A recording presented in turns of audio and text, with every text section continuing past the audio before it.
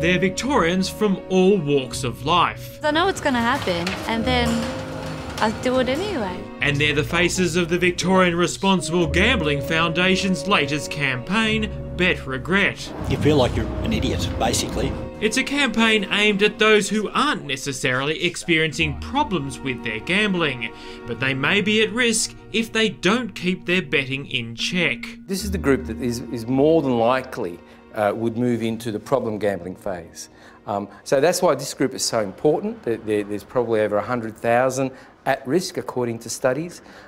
So the objective is the campaign is to raise their awareness so as they don't move into the problem gambling phase. At www.betregret.com.au, punters can get tips on how to avoid bet regret. Gamble for fun, not because you need the money, and bet less than once a week.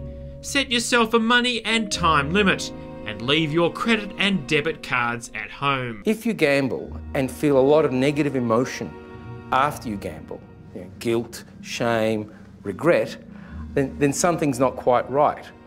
And if you're feeling that a lot, then it could be a sign that it could lead to something more serious, which is problem gambling.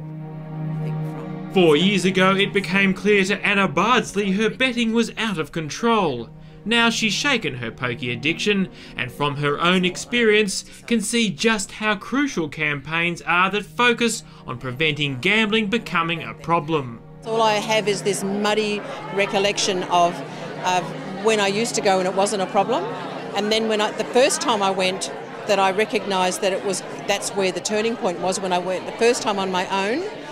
One cold, wet night when I had a massive argument with my husband and I just needed to get away. The campaign was unveiled at the Foundation's inaugural Many Ways to Help conference. Keynote speaker and international expert on the prevention of problem gambling, Dr. Rob Williams, praised the campaign's focus on real people, not actors. Awareness campaigns around the world almost exclusively just target problem gamblers.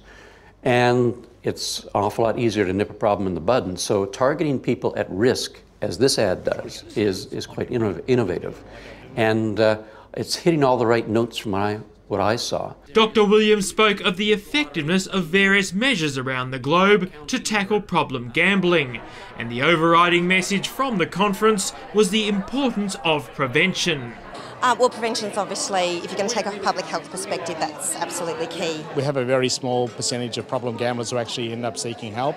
So I think stopping people from becoming problem gamblers, I think, is really important. Prevention, it's a good working model because the community needs enough education to know what's out there and to get to know more about the gambling sector. Bet Regret has been timed to coincide with the Spring Racing Carnival. No coincidence at all, there's a lot of Bet Regret around this time of year. And the ads can be seen and heard on television, radio, online and on train station platforms.